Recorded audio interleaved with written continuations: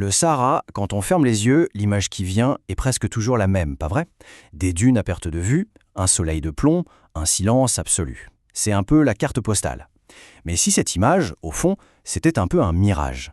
Si elle nous cachait une réalité bien plus complexe et franchement surprenante? Voilà, c'est exactement ça. Le Sahara tel qu'on se l'imagine tous. Cette immensité de roches et de sable où on a l'impression que la vie a juste baissé les bras.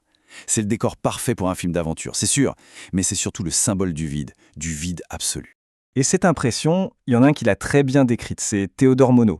Il a passé sa vie là-bas, et ses mots, ils sont puissants. Ils décrivent bien cette image d'un Sahara brutal, austère. En fait, ça capture parfaitement le mythe. Un désert qui serait uniforme, hostile, en un seul bloc. Mais bien sûr, ça ne peut pas être toute l'histoire. Derrière cette façade un peu rude, il se cache une complexité assez folle. Et c'est justement ça qu'on va explorer. On va déconstruire ensemble 3 grands mythes sur le plus grand désert chaud de la planète. Alors, premier mythe à attaquer, le climat. Pour tout le monde, le Sahara, c'est une fournaise géante, une chaleur écrasante et surtout la même partout, sur des millions de kilomètres carrés. L'idée, c'est un peu comme si le thermostat était bloqué sur canicule pour tout le désert. Sec, chaud, sans pitié. Sauf que, la réalité est beaucoup plus nuancée que ça. Il suffit de jeter un œil à ça. Le Sahara n'a pas un climat, il en a au moins 5. Tout au nord, on a une zone qui est presque méditerranéenne. Au sud, on passe doucement à la steppe. Et sur la côte atlantique, l'océan vient tout adoucir. Alors le désert typique qu'on a en tête, en réalité, ce n'est qu'une des nombreuses pièces de cet immense puzzle. Et au cœur de ce puzzle, il y a la zone hyper aride. Et là, oui, on est dans l'extrême. Prenez Aswan en Égypte. La moyenne de pluie par an, c'est 0. Pas quasiment rien. Non. 0 mm. Il peut passer des années sans qu'une seule goutte de pluie ne tombe. Ce qui nous amène tout droit au deuxième grand mythe, celui d'un désert complètement vide, stérile. C'est logique, on se dit, s'il ne pleut même pas, comment quoi que ce soit pourrait bien y vivre? Eh bien, la réponse, elle tient en un mot, l'adaptation. Et quelle adaptation? Le Sahara est loin d'être vide. C'est plutôt un gigantesque laboratoire de l'évolution où la vie a dû inventer des stratégies de survie, mais vraiment complètement dingues. Prenez cette créature par exemple. C'est le Moloch, qu'on appelle aussi le diable cornu. On dirait qu'il sort tout droit d'un film de science-fiction, mais son look incroyable, ce n'est pas seulement pour se défendre. Non, son vrai secret, c'est sa peau.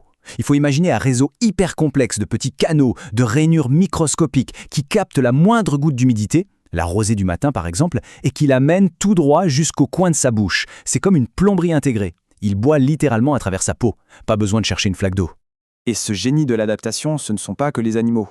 Observez bien cette image. On pourrait croire que ce sont des cailloux, non? Eh bien non, ce sont des plantes. On les appelle les plantes cailloux.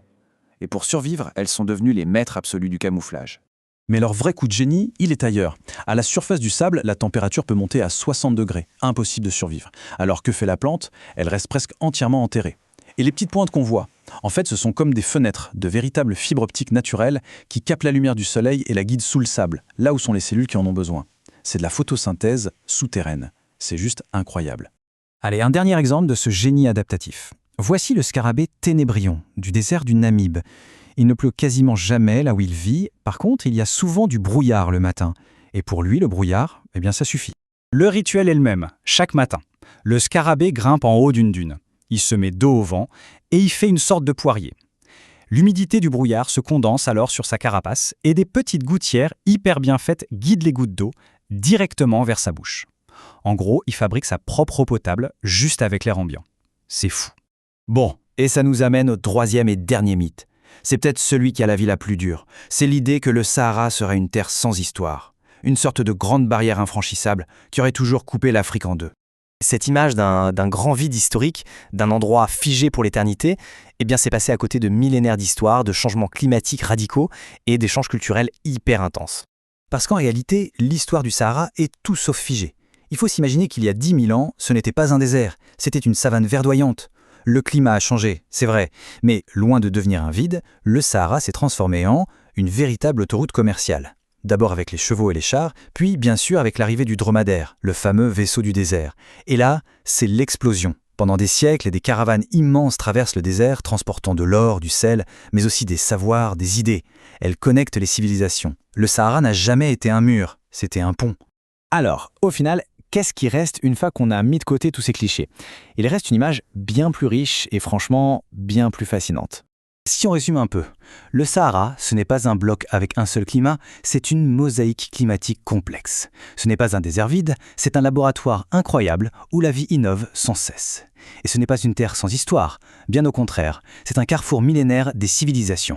La grande leçon du Sahara, c'est peut-être ça en fait, sa capacité à se transformer. Il a été une savane, il est devenu le désert qu'on connaît. Et maintenant que le climat de la planète change à nouveau, la question reste entière, quel sera son prochain visage? C'est une histoire qui est en train de s'écrire là, sous nos yeux.